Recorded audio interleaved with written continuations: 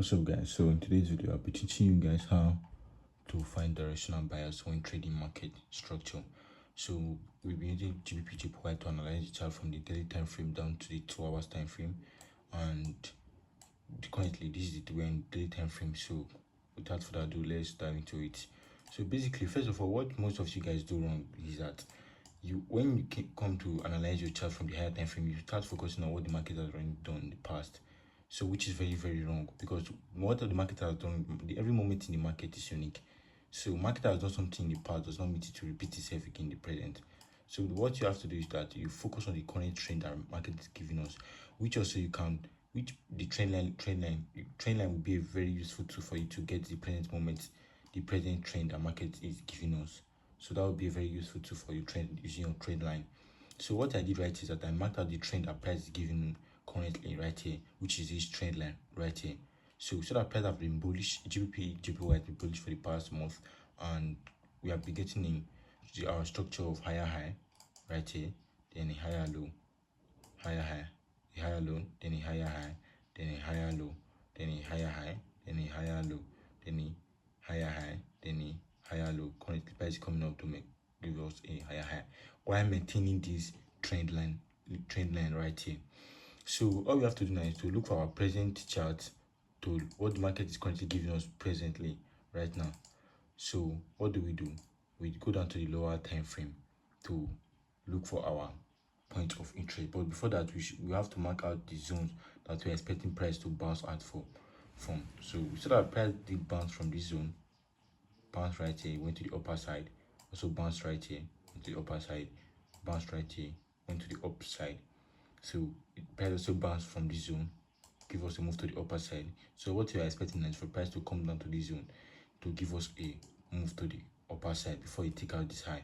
And remember, I told you guys that in the previous video I did that before a trend line, a high or a low will be taken out, there must be a pullback. So that's the pullback we are currently getting right here.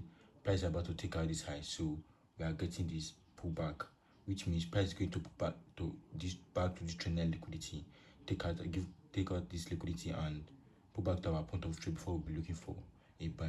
But before that, all we have to do is to go back to the higher time frame to look for a valid point of interest to trade with. So let's go down to the 4-hour time frame. So in the 4-hour time frame, we are still trading the same price action. Price is still bullish and we are still in line with trend line. So what do we see right here? When price bounced from our point of interest, what did we have? What did it give us? It gave us a market structure shift. So before that, we saw that price didn't just bounce from point of interest for the trend line. It bounced from this zone right here, which means this our point of interest, and this trend line is considered a strong zone for us to pick our buy from. So which is we are going to be looking to buy from here. So what do? We saw that right here, when price mitigated this zone and also mitigated this trend line, it gave us a market structure shift from the 4-hour time frame. So this pair is GBPJPY from the 4-hour time frame. We saw that right here, it bounced from this trend line, bounced from this POI that we have marked out right here, and gave us a market structure shift. But before that, we should all focus on the pattern that price was using to approach our point of interest, when it was about to mitigate this point of interest right here, it was a lower low, lower high, then a lower low right here, then a lower high, then a lower low, then a lower high, then a lower low. Price went back up, giving us internal market structure, lower high, lower low, then a lower high, then a lower low, then a lower high right here, and a lower low. So when price took out this high, we got our market structure, which means a market structure is an indication that a current trend has ended and a new one is about to begin in the opposite direction. So what do we have right here? When price gave us this first bounce from this point of interest right here, we didn't get our market structure. So buyers came, swept some liquidity, bounced from this zone and went to the upside. So that was the reason why it gave us the second bounce to the downside. So which is also a double bottom. For those of you trade the chart pattern, it's also a double bottom. So what do we have to do? We have to focus on what? Looking for our market structure shift to trade the reversal concept of our strategy. So what do? We look for our market structure shift, then which the market has already presented to us right here. So we have gotten our market structure shift. So let me say it again. A market structure shift is an indication that a current trend has ended and a new one is about to begin in the opposite direction. So we have gotten our market structure shift, rule of picking a point of interest. For reversal, there must be a market structure shift. Then rule 2 says there must be a liquidity or inducement protecting it. So what do you have right here? What is our liquidity? Our liquidity is the first valid pullback that happened after a market structure shift or a multiple break of structure. So this first valid pullback is this one, this candlestick right here. We saw that this candlestick that took out this high, the candlestick that took out this high right here, when this candlestick closed above this candlestick that gave us a market shift, close above this high, close above this zone right here, close right here. So this second pullback that happened did not close above the zone. It only closed equally with the candlestick body. It didn't close above the wick, which is our inducement. We're still not taking out yet. We still haven't gotten our inducement. So what do we do? What the price did after this zone, this candlestick came out, price pulled back to the downside, gave us our inducement, and before continuing this uptrend. So which means this is our this pullback right here, which is the first value pullback, is our inducement. So we have gotten our market shift, we have gotten our inducement. So then your point of interest should be unmitigated, which is rule 3. Your POI should be unmitigated. What do we have right here? When this pullback happened, it mitigated this POI, this zone right here, POI 1, then POI 2, then this other block right here, which is our point of interest 3. So we have 3 point of interest right here, POI 1, POI 2, and POI 3. We also that this inducement mitigated this POI 1 right here, which means this zone is automatically disqualified for us to pick as our point of interest. So we are not picking this zone as our point of interest. It's disqualified. This zone right here, this zone right here is disqualified.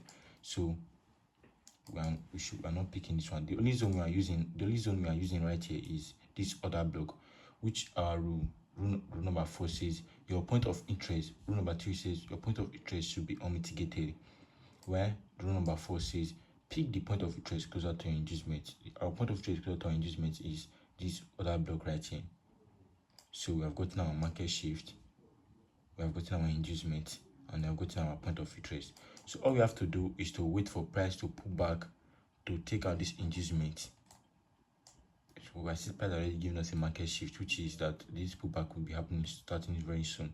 So all we have to do is to wait for this pullback to happen, for price to come, take out this inducement, and we'll be entering for a buy position right here. We'll be taking our buys from this zone. We'll be taking our buys from this zone to the upper side. So our profit level will be the trend line liquidity that market created while approaching our point of interest. So that will be our take profit level, the trend line liquidity that market created while approaching our point of interest, which is exactly this high right here. So this will be our point of interest. We have gotten our market shift, gotten our inducement, then point of interest closer to our inducement, which is this other block right here. Then we'll be entering for our trade, placing our take profit just above this high. So what do we do when price mitigate our point of interest? From this is basically the 4-hour time frame. We use the 4-hour time frame to look for our reversal concept, where we go down to the 1-hour time frame, the 30 minutes, and the 45 minutes time frame to trade our continuation. So when price come to take out this inducement right here, when price will take out this inducement, all we'll be expecting is our double break of structure to the upside, which we'll be using for our trade our continuation trend. So we'll be expecting something like this: price mitigating our point of interest, going back up, giving us a double break of structure, which is taking down this high and this high. Then if we look for our inducement from the 1-hour time frame, then the point of interest to trade, which is this OP. So that will be the trade we'll be looking for. But now currently we see that price have already started the pullback, and market already started the pullback, so we'll be waiting for our point of interest to be mitigated before entering for a trade. So I hope you guys learned something from this video, and if you still find anything difficult to understand, please comment down below, and I will do it to break it down, make it simple for you guys to understand in the next video. So Don't forget to like and subscribe. See you guys in the next one. Peace.